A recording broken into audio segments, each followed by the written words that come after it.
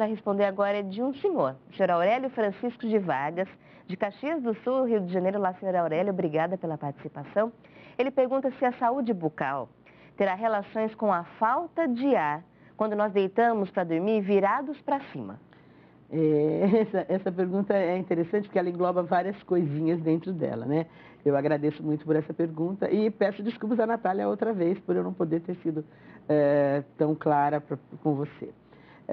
Mas essa pergunta vai dizer várias coisas importantes. Em primeiro lugar, a boca ela tem uma responsabilidade em relação à respiração. Nós respiramos normalmente pelo nariz, é a função normal, nós nascemos com esse potencial de respirar pelo nariz, mas por um trauma no nariz ou um resfriado, eu preciso respirar pela boca. Essa respiração bucal ela tem que ser muito transitória, ela não pode ser uma coisa que fique cronicamente. Quando a pessoa passa a respirar pela boca, ela vai trazer inúmeras consequências para o corpo todo, tanto na própria boca, ressecamento, vai mudar o crescimento crânio-facial, porque a respiração entrando pela boca muda o jeito que está forçando o ar aqui. Então, a hora que o ar entra pelo nariz, ele vai crescer seios maxilares, seios nasais, seios paranasais. Quando entra pela boca, não vai produzir isso. Então, o ar vai entrar sujo, frio, seco, vai criar mais muco para poder defender desse ar. Então, é um processo longo de várias possibilidades de disfunções, de desarranjos, de desordens que pode acontecer no corpo inteiro, até na postura física do indivíduo que passa a ser um respirador bucal crônico. Isso é uma das respostas aí dentro dessa pergunta ampla. Então, ao respirar pela boca, se eu vou dormir respirando pela boca, está mais difícil ainda. Então, aí, já sou o respirador bucal, vou dormir, respiro pela boca. E outra coisa, o respirador bucal que veio vindo, cronificando desde a infância, ele vai ser mais grave ainda. Os meus tecidos vão ficando cada vez menos elásticos, mais molinhos.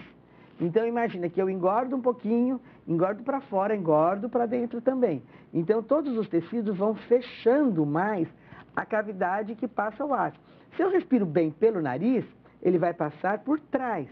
Se eu não respiro bem pelo nariz, se eu nunca respirei bem pelo nariz, quando eu for dormir, que eu for tentar respirar pela boca, eu vou ter todos esses tecidos que já não estão com aquele tônus, com aquela dureza que eles tinham quando eu era mais jovem.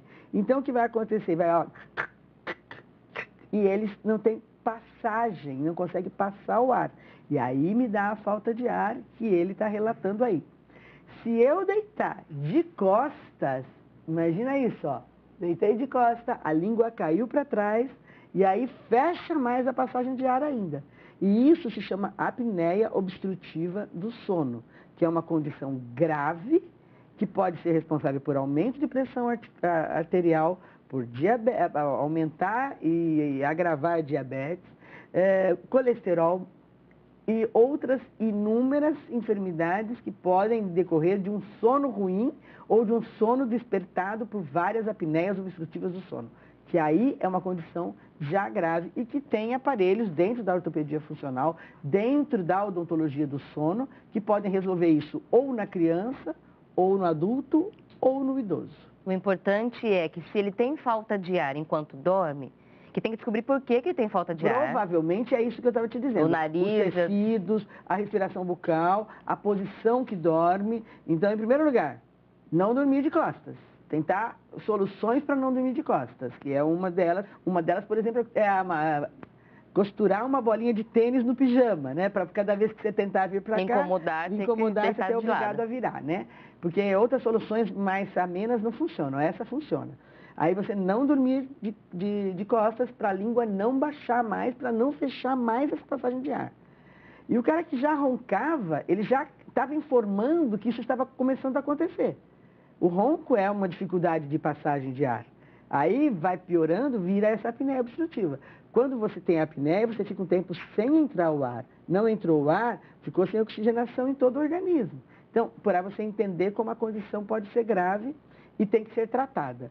Ó, a solução final é o CPAP, que é um aparelho que você tem que colocar para poder respirar. E as soluções intermediárias, por exemplo, muito boa, é o aparelho intraoral que a gente, dentista do sono, que eu sou dentista do sono, pode resolver fazendo esse aparelho. E a saúde bucal vai Então, piorar no caso desse paciente que respira? A saúde bucal, no caso que eu estou dizendo, não seria de higiene, não seria tanto disso. Seria mais de parte de ortopedia. Isso. Apesar de que escovar a língua pode melhorar o tônus da língua, tudo bem. Mas essa não tem a ver com higiene, tem a ver com a saúde bucal em geral, relacionada à respiração. Bom, senhora Aurélia, muito obrigada por mandar para a gente a sua pergunta e a importância do senhor procurar, então, um tratamento, já que a gente viu que a qualidade de vida fica muito prejudicada quando isso acontece. Muito obrigada por participar do nosso programa. Obrigada também.